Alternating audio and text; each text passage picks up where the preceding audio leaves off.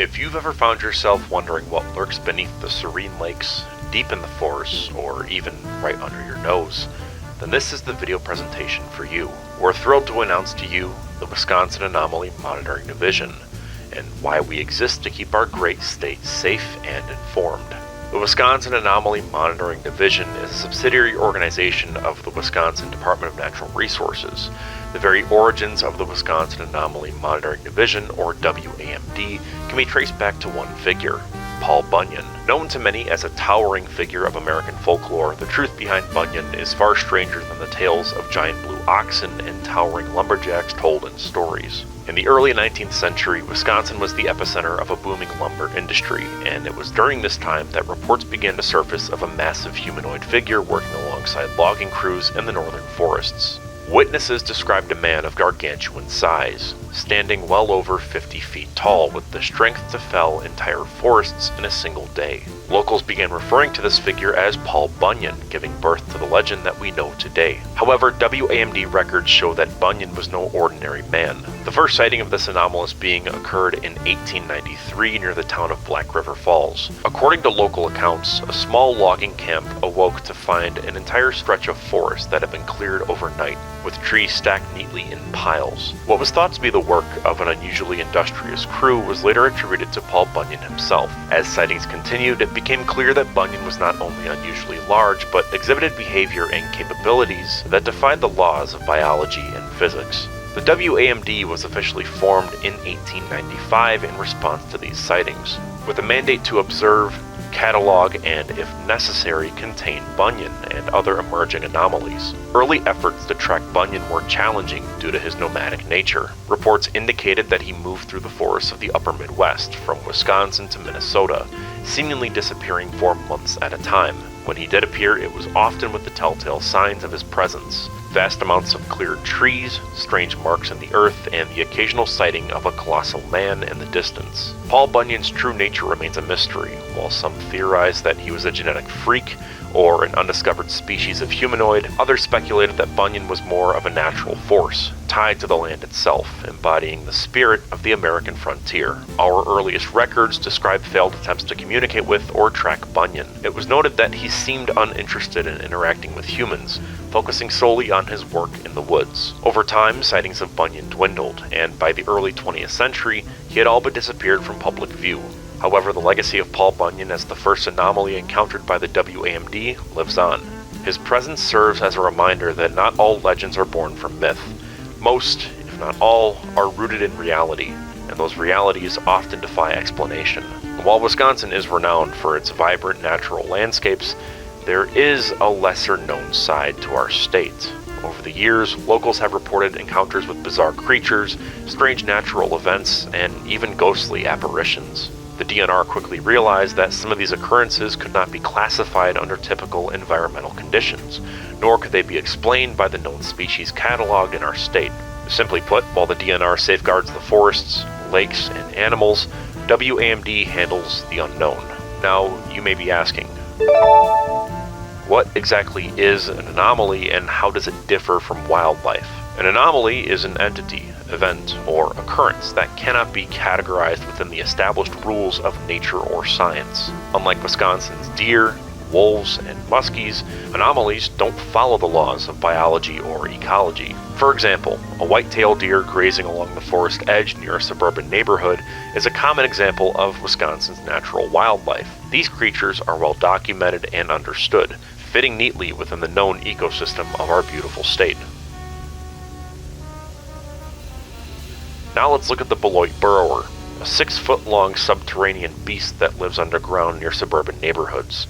Known for preying on family dogs, the burrower has eluded capture and doesn't follow any known biological patterns. This makes it a prime example of an anomaly. Unlike wildlife, its existence defies scientific explanation, and its behavior falls far outside the normal scope of ecological life in Wisconsin. While wildlife can be studied, tracked, and understood, anomalies often resist conventional analysis, appearing sporadically or unpredictably. They require specialized knowledge, equipment, and a careful approach.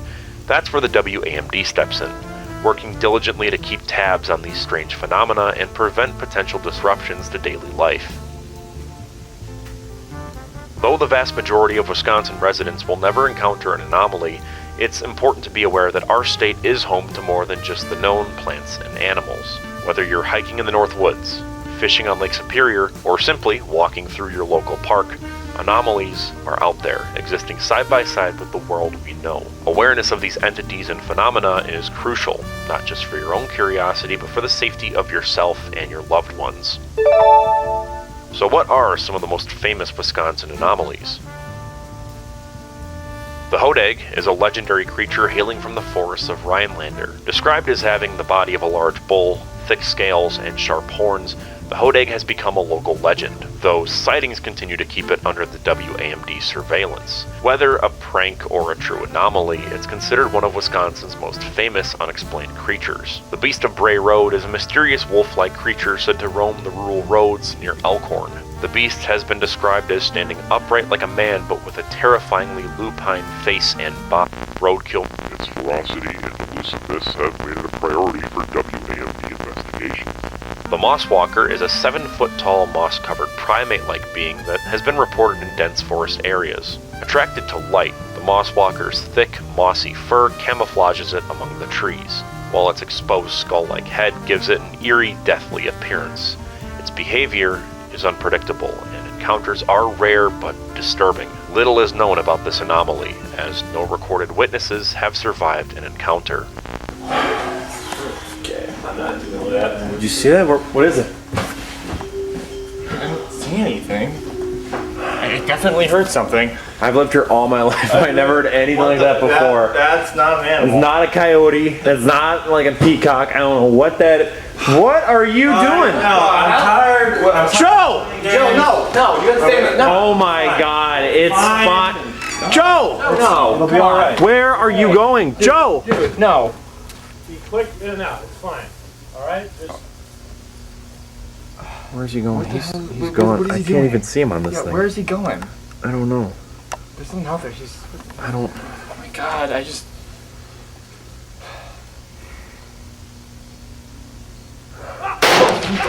Joe! God! Joe! Oh God, okay. What are we doing? What are we? I Flashlight. that's right, Here. go.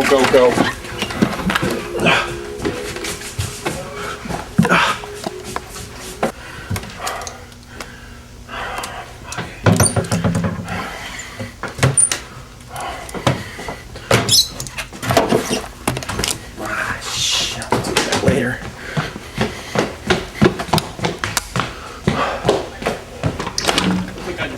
What? You're back. I don't know where I just can't. You see anything out there? I'm looking. I'm not gonna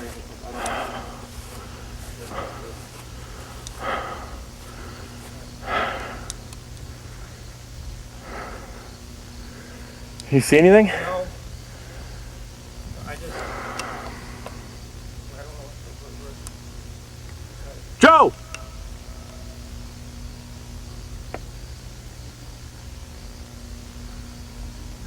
Birdhouse. I don't know. Let's try using the camera. Okay. Shine it like this.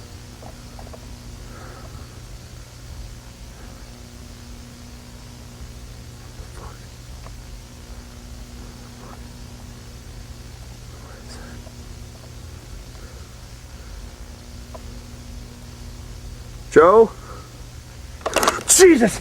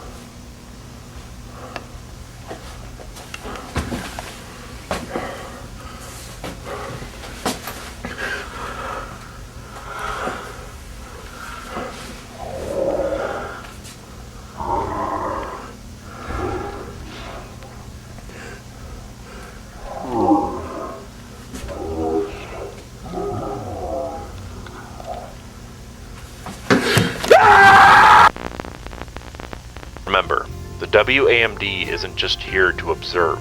We also rely on the keen eyes and ears of the public. If you see something out of the ordinary, don't hesitate to reach out to us. Reports of strange creatures, unexplainable events, or odd environmental changes are the first step in helping us keep Wisconsin safe.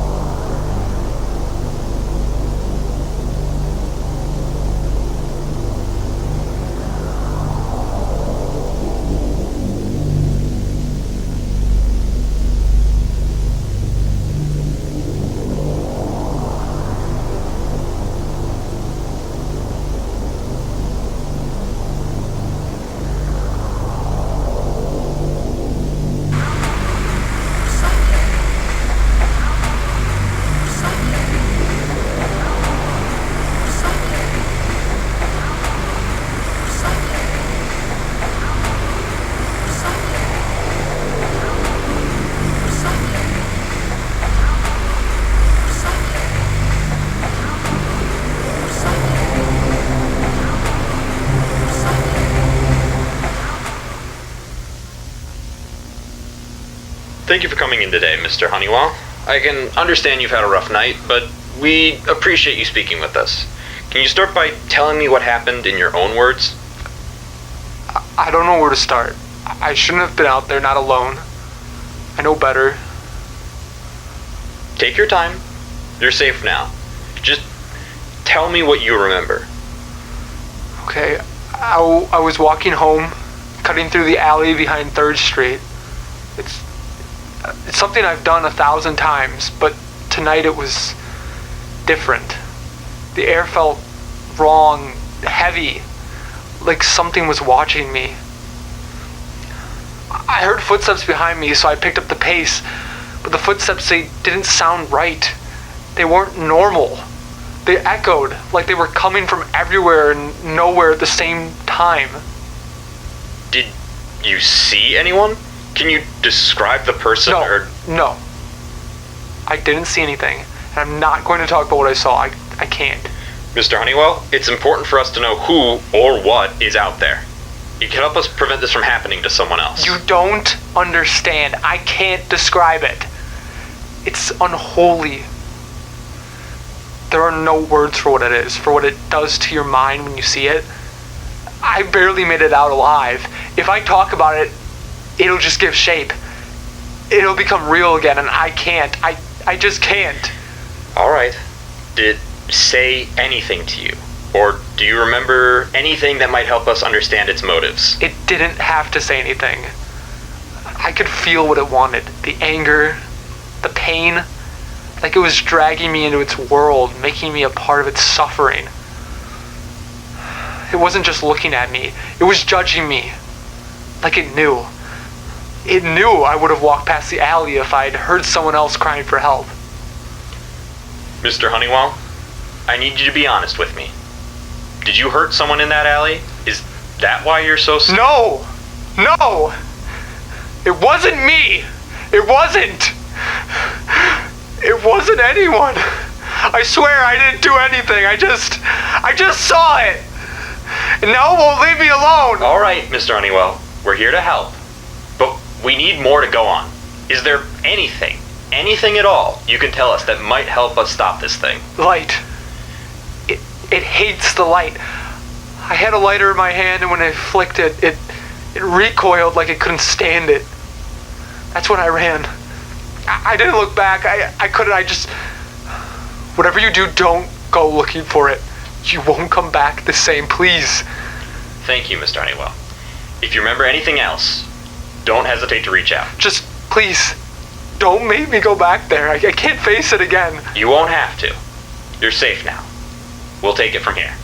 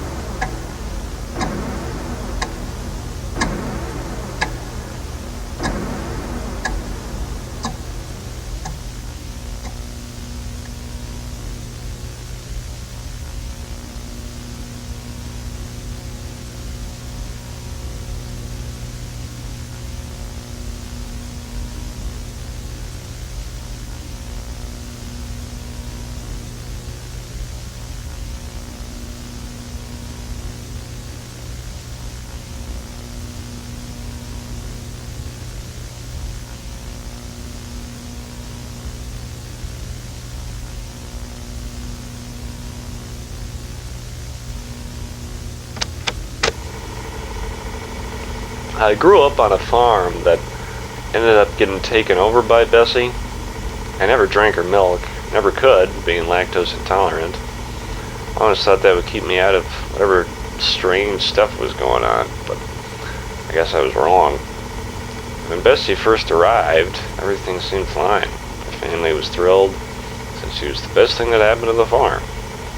We had better milk production, everything seemed to be going well, but soon things started changing. The family began acting weird. Instead of saying I, started using we. It's like they all become part of some hive mind, like a bunch of bees, and I was just an outsider. Wasn't even there. Talk about we needing to milk Bessie, or we could go check on her. It was unsettling, to say the least. One night I had to go out to the barn to fix something, busted gate. Tried to stay out of the way because I didn't want to be near those cows too much. That's when I saw my dad, heard him, and he was right there by Bessie, his face lit by the lantern. At first I figured he was, just doing his normal checks, but then I saw something I just can't forget. He was drinking straight from Bessie's udder. I just stood there frozen, watching him. Milk was almost coming out of him like he was being drained. And then to make it worse, milk started pouring from his eyes. He fell to the ground right there, dead. I was terrified. I didn't know what to do.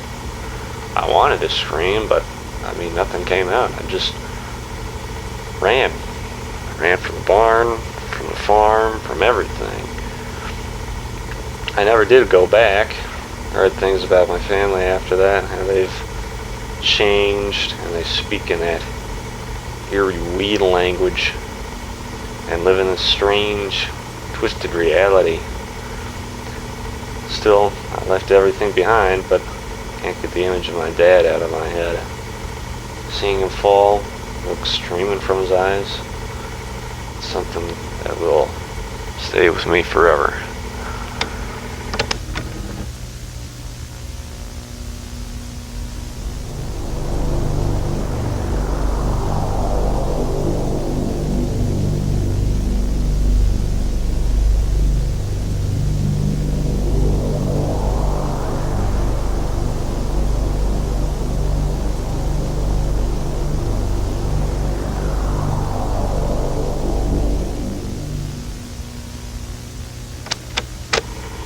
Mr. Peterson, thank you for meeting with us. I understand this is difficult, but we need to talk about your farm and Bessie.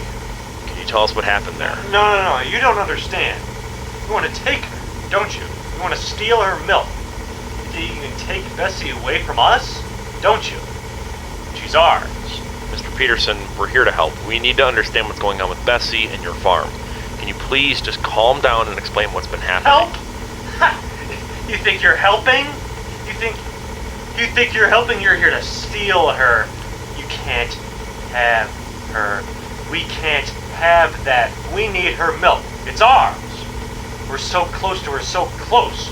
We can't let you have her. I assure you, we're not here to take anything from you. We just need to know more about Bessie and what's been happening. Can you tell me why you've been so isolated from your farm? Us away, haven't they? They want Bessie for themselves. We don't know. We see through you. We need her milk so sweet.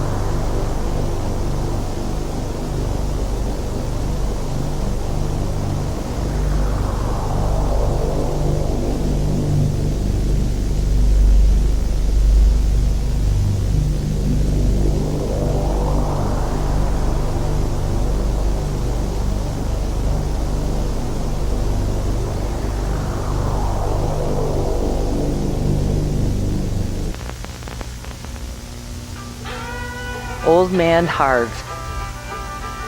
They found Old Man Harv in the cornfield, face down in the dirt, his last breath mingling with the rich soil he loved. The townsfolk whispered it was his heart, finally giving out after years of relentless toil. Some say it exploded in his chest, and he was gone before he even hit the ground. Nonetheless, the consensus was clear. His land was his pride, his life, and in death, it seemed, his tomb. They buried him where he fell, as was written in his will, the earth closing over him like a lover's embrace. Life went on, as it does, the seasons turning, and the corn growing tall and green. But not long after Harv's death, the stories began. Children's tales, no more. Nights in late summer, when the heat lingered and the air hung heavy with the scent of ripening crops, people said you could see him. A shadowy figure, walking the rows, his gait slow and deliberate, as if still tending to his fields. Harv's eldest son, Thompson, inherited the property, much to the protest of his younger brothers. He found this to be quite odd, considering that his father loathed him. No, he hated him. Thompson was a failure in Harv's eyes. He lived a life that was less of a farm boy and more of a spoiled child who received everything that was handed to him. He was a social reject, a quiet boy who did not leave the house much. He did not party, but he also did not work. Late at night, Thompson would lie restless, thinking to himself and asking questions to which there were no answers. Why should he be the one to inherit 102 acres of valuable farmland? Was it a trick? His mind shifted to the fact that everyone in town looked at him funny. It was not a look of sorrow or pity. It was a look of uneasiness. He knew what the townsfolk were saying behind his back. While perusing the general store in town, he could overhear a grizzled-looking woman talking to her portly sister. "That's him," she whispered. Her sister quickly craned her neck to peer at Thompson. "Who?" the sister asked. "The son of Old Man Harv," the woman whispered back. Thompson found the entire thing quite humorous, all things considered. The idea of his father's legacy being that of a ghost story that youngins tell to one another around a campfire puzzled him more or less.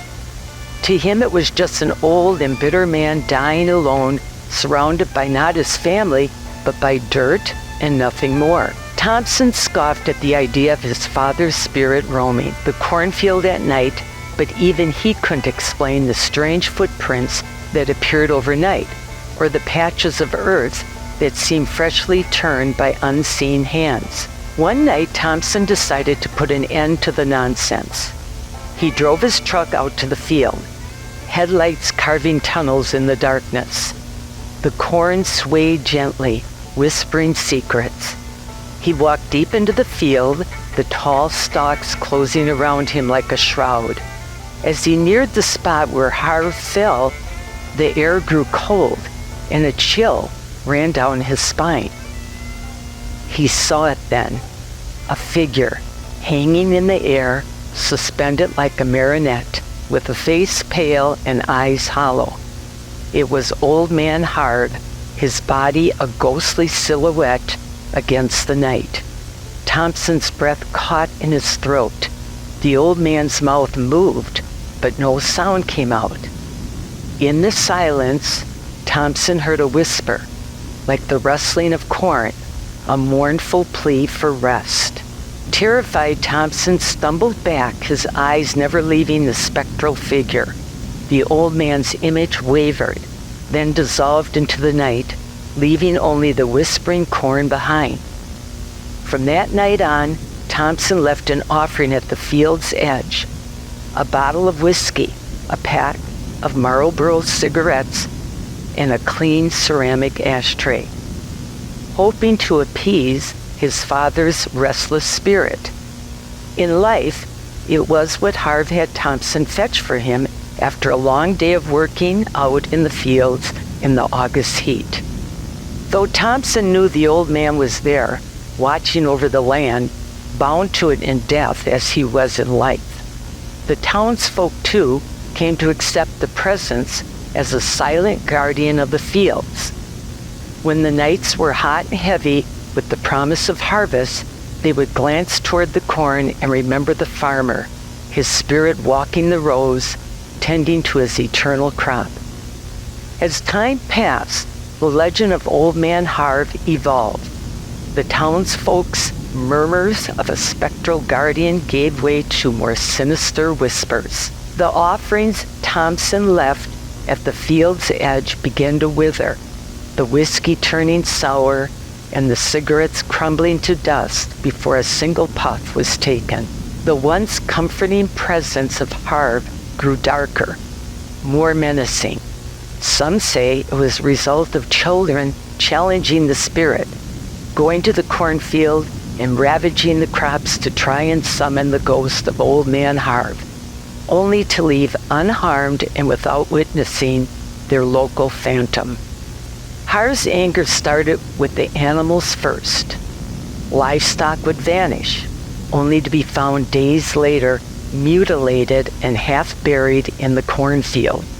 The crops, once lush and vibrant, began to show signs of blight despite Thompson's best efforts. The earth itself seemed to reject his touch, turning hard and unyielding. He found himself increasingly isolated, the townsfolk shunning him, their fearful glances now tinged with suspicion and dread. Thompson's nights grew restless.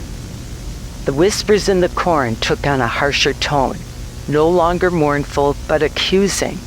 Sleep became a distant memory, haunted by visions of his father's ghost, now more wraith than man, eyes burning with unspoken rage. One particularly sweltering night, Thompson decided to confront the malevolent force his father had become. Armed with a lantern and a rosary, he ventured into the cornfield, the tall stalks closing around him like the bars of a prison.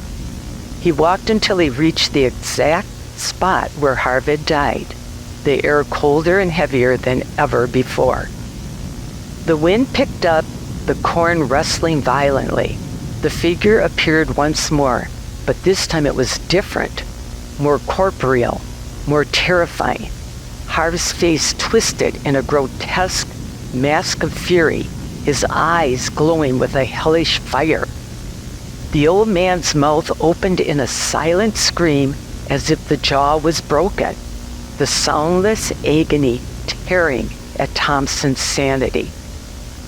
The ground beneath Thompson's feet began to tremble, and the cornfield seemed to close in, the stalks bending and twisting like grasping hands. In a desperate bid to escape, he turned and ran, the lantern flickering wildly, casting grotesque shadows that danced in the dark. Behind him, the spectral figure of Harv pursued, relentless and unyielding. Thompson barely made it out of the cornfield, collapsing on the ground, his heart pounding, breath ragged. Looking on in horror, Thompson saw as his father pursued after him. He knew this was the end. Soon he would join his father in this eternal state of damnation. But the ghost of Old Man Harv stopped at the border of the cornfield, watching, waiting. Thompson realized the phantom could not leave the bounds of this field. The son stared up at the father. Both hated each other more than they could possibly imagine. Thompson knew he couldn't continue like this. The land was cursed, his father's spirit twisted into something vengeful and unholy. The next day, he packed what little he could and left, abandoning the farm to its fate. Some say Thompson moved out to the big city, found a wife, and started a family. Most believe that the demons he was running from did in fact leave the cornfield and consume him, where he died alone in a dingy brownstone apartment. The farm stood empty for years, the once prosperous fields overrun with weeds and decay. The townsfolk avoided it, the stories of Old Man Harv turning darker with each retelling. Children continued to dare each other to enter the haunted field, but none were brave enough to venture far. The most progress that anyone had ever made was going 20 yards before running back to the safety of their friends. In the end, the cornfield stood as a reminder of the past's grip on the present, a place where the line between the living and the dead blurred. The ghost of Old Man Harv walked his rows forever bound to the soil that claimed him. The field lay abandoned, overgrown, and untamed, the whispers of the corn telling tales of a restless soul who found neither peace in life nor in death.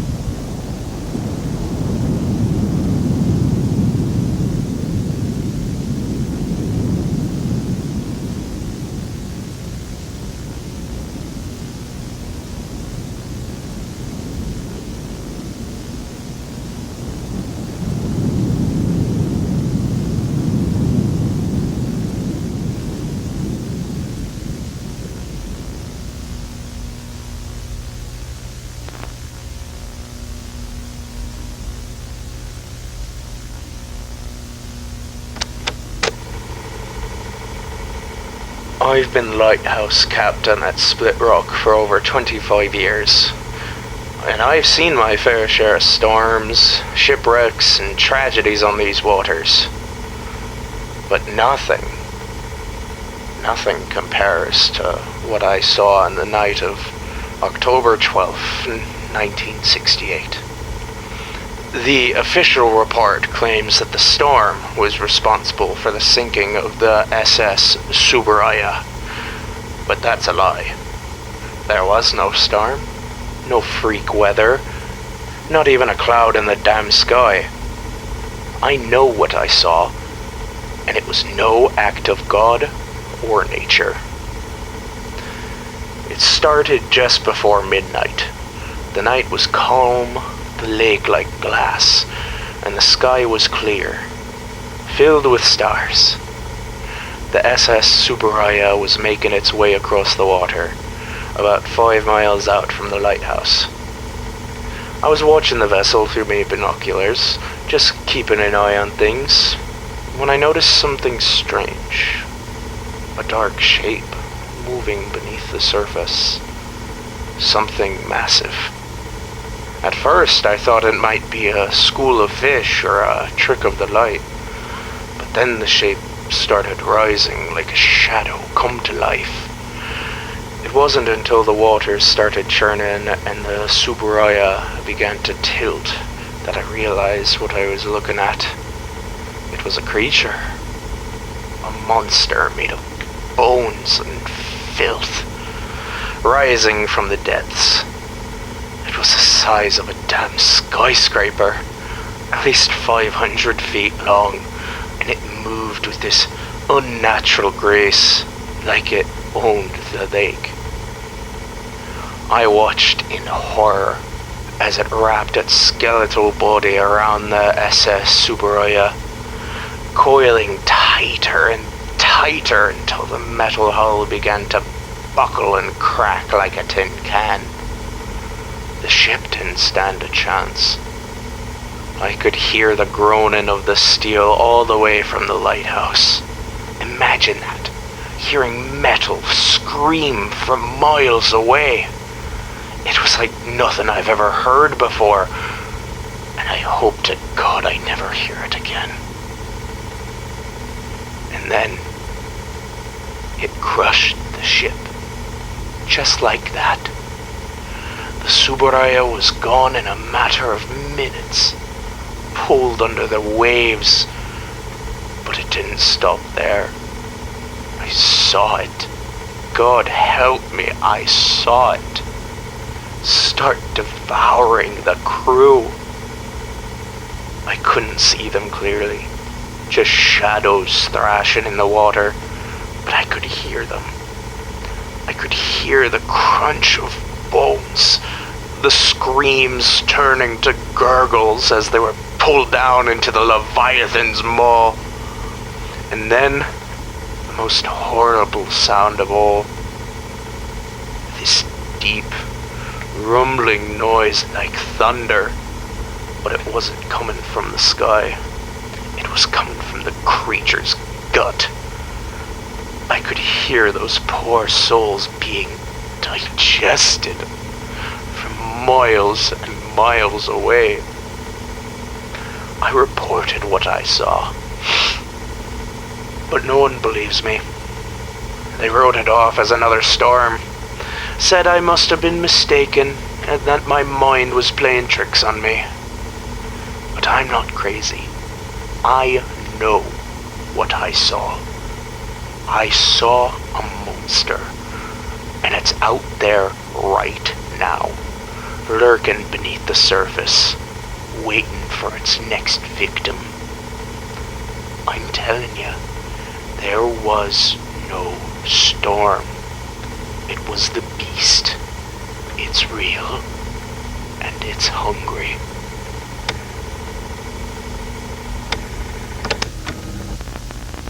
A freighter carrying a crew of 29 disappeared on Lake Superior during a severe storm last night, and so far no survivors have been found.